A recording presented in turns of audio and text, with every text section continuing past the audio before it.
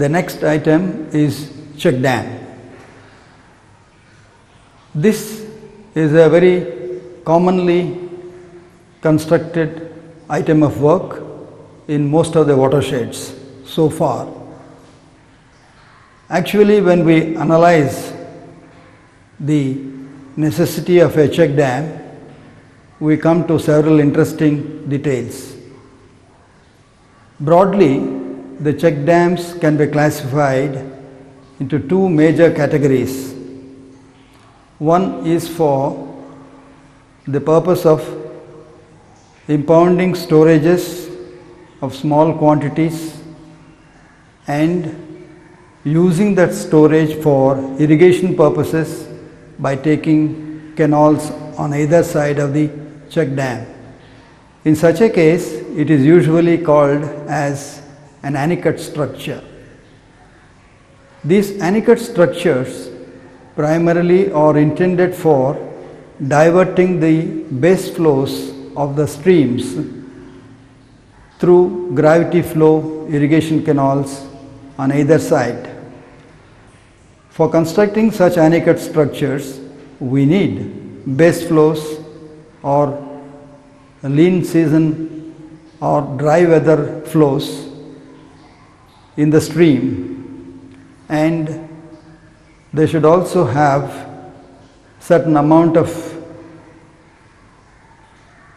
continuity in the flows during the crop period. These anecut structures would also impound small storages all along the length of the stream and would facilitate irrigation of lands on either side of the stream by gravity flow canals. This is one type. The second type is for recharging the groundwater. In the watersheds, we are primarily interested in recharging the water into the groundwater. And when recharge structures have to be constructed, we usually call them as check dams. And the need for such check dams for recharge to groundwater we will now study. Hitherto, these check dams were constructed in the valleys of the main stream where there are already some base flows, which means the groundwater is appearing as surface water in the stream course. In such cases, there is no need to recharge to water table because the groundwater is already at a higher level and it is finding its way into the valley that is the stream course. So in such cases where there is already water table at very shallow depth or water table almost at ground level or the bed level of the stream, there is no need for a recharge structure. Again, when one upstream recharge structure of a check dam is resulting in base flows in the stream and it is flowing down to a lower area in the stream, there is no need to construct one more check dam on the downstream side for the purpose of recharge. Already base flows are there in the stream and there is no need for recharge in such a case. However, any structure constructed in the stream bed would have some water spread, and this water spread is limited to the stream course. It doesn't submerge the lands on either side of the stream. It's limited to the flood zone within the stream course. Any recharge device works on the principle of water spread. Spreading techniques are to be adopted for the purpose of increased recharge. In the case of a check dam, the water spread is very small because it is confined to the stream course, and usually it would be 1 hectare or half a hectare. And when such is the small water spread area, the amount of recharge through this water spread area would also have limitations. Now in this four waters concept, the new technology that is to be implemented, importance or emphasis is not given to recharge structures in the valleys, recharge structures in the main stream course. The entire emphasis is for recharge structures in the upper areas, in the uplands, and any recharge occurring very near the ridge boundary of the watershed would result in increasing the water table levels in the ridge areas and upper areas, and which in turn would lead to increasing the groundwater availability in the lower areas as well. Now in the case of the check dams hitherto constructed in a very big scale, the results were not very perceptible in the watershed areas. That is because the upland areas continue to have very deep water table levels, and the benefit that is caused by a structure in the main stream is actually increasing the groundwater availability in an area in the valley which is already favored with good groundwater.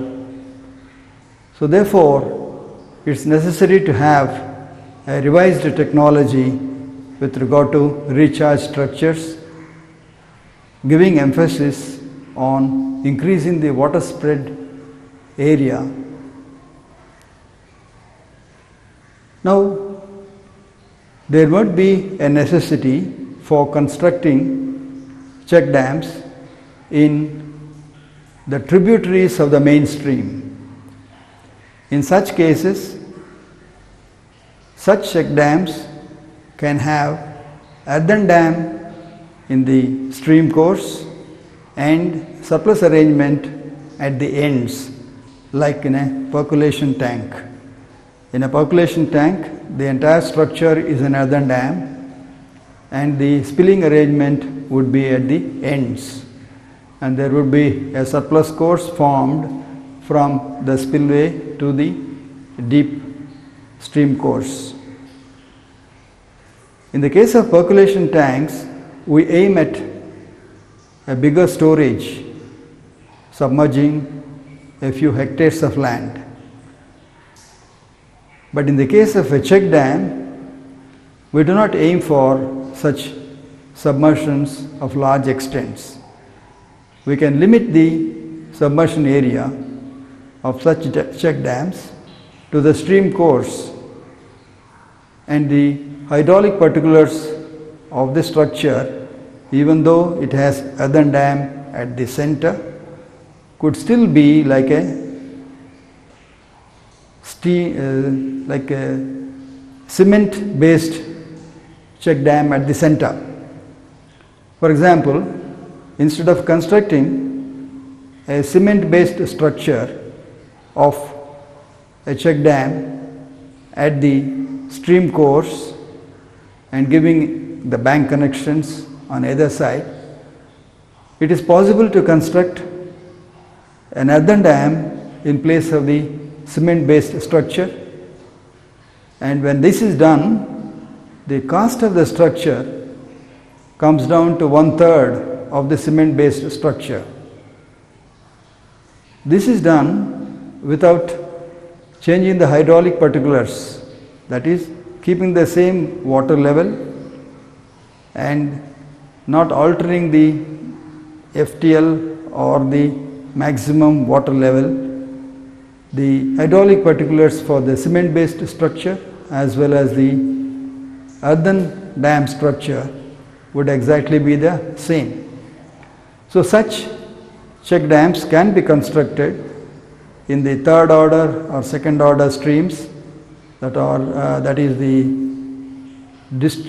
tributaries of the main stream.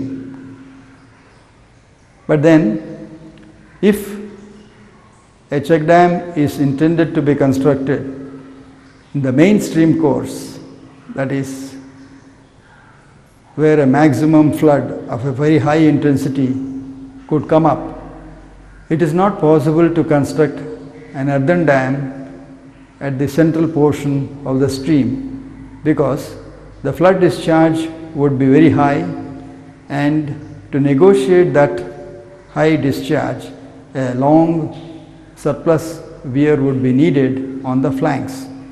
And again, the surplus course may pose problems of erosion and things like that. So therefore, such earthen check dams will have to be limited to the small tributaries of the main stream and should not be attempted on the main stream where the flood discharge is going to be quite significant. Now, I said, in the case of anechoic structures, that is the first type of structure which I said, it is necessary to construct a cement-based check dam at the center of the stream with suitable bank connections. These are intended primarily for diverting this stream flow and take water through gravity flow canals for irrigation purposes. These should not be constructed for recharge purposes. One reason why it is not required for recharge is, to summarize, there is no need for recharge in valleys where base flows or spring flows are already occurring. The second reason is the cost of the structure is quite high, would be varying from 1 lakh to 3 lakhs rupees, and the corresponding increase in recharge through a water spread of about half a hectare to 1 hectare is not cost effective. So therefore, if it is intended to recharge significantly in a cost effective manner, we should not resort to a cement based check dam in the valleys where there is a good amount of groundwater already. Now let us study the details pertaining to cement based check dam, especially when it is intended to divert the base flows for irrigation purposes. I am again stressing the word. This check dam is to be called as an anechoic structure, and the purpose of that is not for recharge, it is for diverting the flows from the stream through gravity flow canals for irrigation purposes. Now let us see how a structure of a check dam or an anechoic structure can be constructed economically.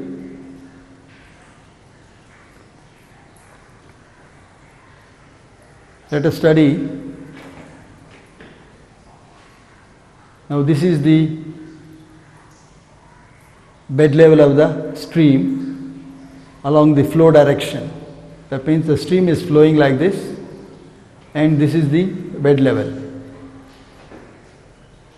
A concrete or masonry body wall of this design can be constructed over a concrete apron.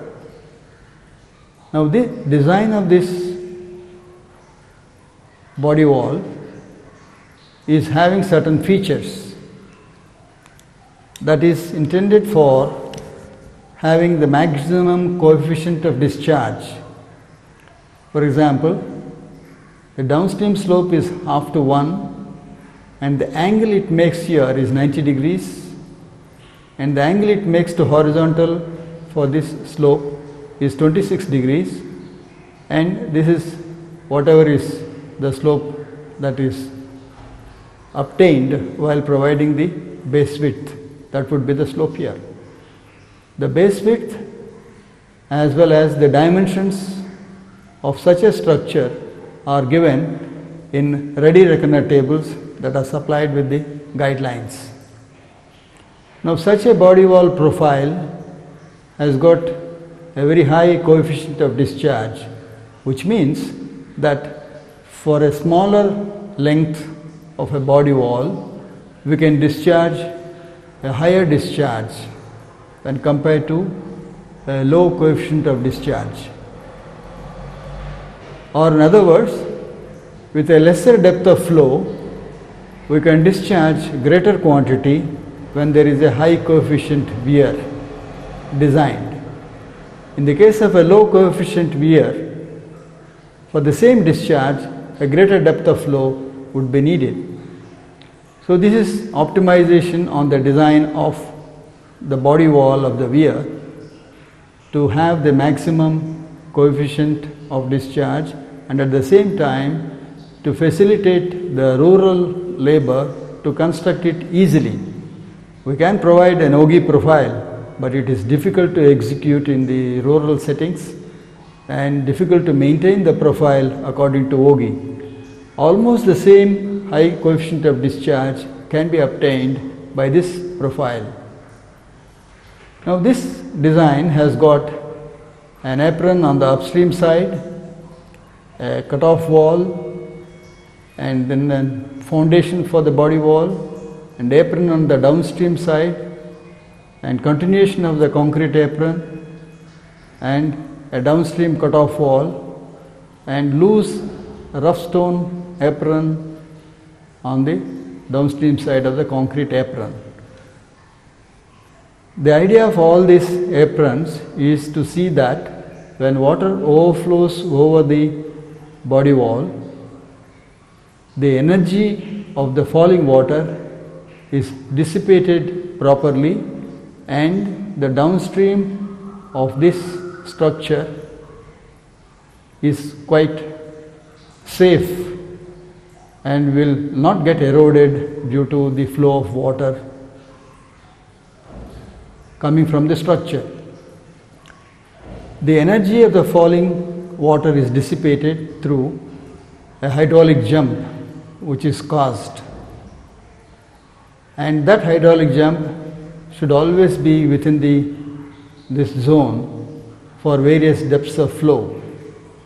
And once the energy of the falling water is dissipated, it's just a velocity of flow, and there will be further reduction of the velocity of flow as it travels, and as there is a wider section, and also the rough stone apron here would be able to withstand any such velocities.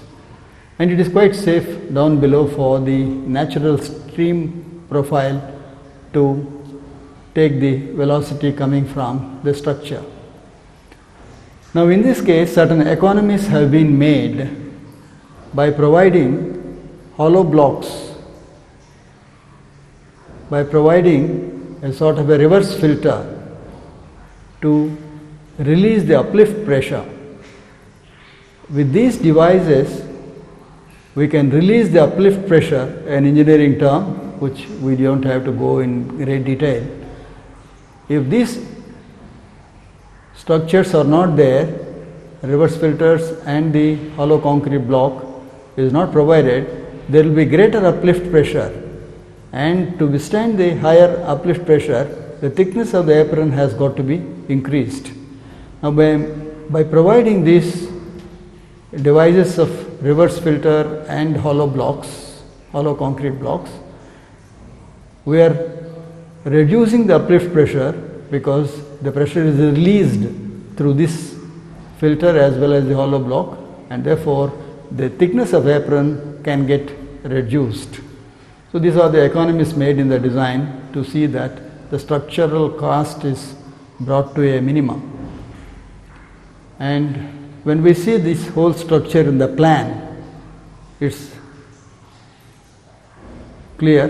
This is the body wall portion in the plan. The length depends upon the width of the stream, and it has got an abutment here, and it has got a wing and a return for suitable bank connections. So this wing and return is also there on the other side of the stream, and this has got a continuity of wing wall.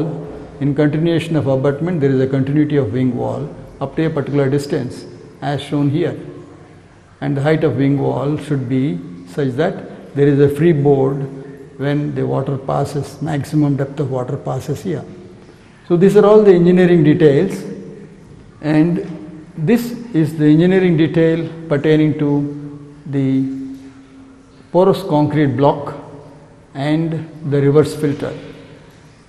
These quantities are given in ready reckoner tables given along with the guidelines. For a particular height of body wall and for a particular depth of flow, all these dimensions are given in those tables. Now, one table gives for a particular height of body wall and for a particular depth means maximum depth. What should be the width of the body wall, W? What should be this L1, L2? What should be the thickness of this apron, T2? What should be the thickness of this apron, T1? What should be the depth of the upstream cutoff wall? What should be the depth of the downstream cutoff wall? All these dimensions are given in the ready reckoner tables. Again, the quantities of work involved, for example, the quantities of concrete, quantities of masonry, quantities of wing wall masonry and the plastering, the quantities of rough stone apron, they are again given in another table, and it can be costed and estimate can be prepared. So for any check dam, any cement based check dam which is intended for the purpose of diverting the flows for irrigation purposes, the ready reckoner tables give the quantities of various items of work and also give the various dimensions of the structure. The estimate can be prepared using these tables, and with a minimum amount of training for an hour or two, the villagers themselves or the watershed committee members themselves can prepare estimates and execute work. But I am again repeating, these structures are not for recharge purposes. They are primarily for purpose of irrigation structures, and they are intended for diverting the base flows in the stream or the low flows in the stream for gravity flow and irrigating the areas on either side of the stream.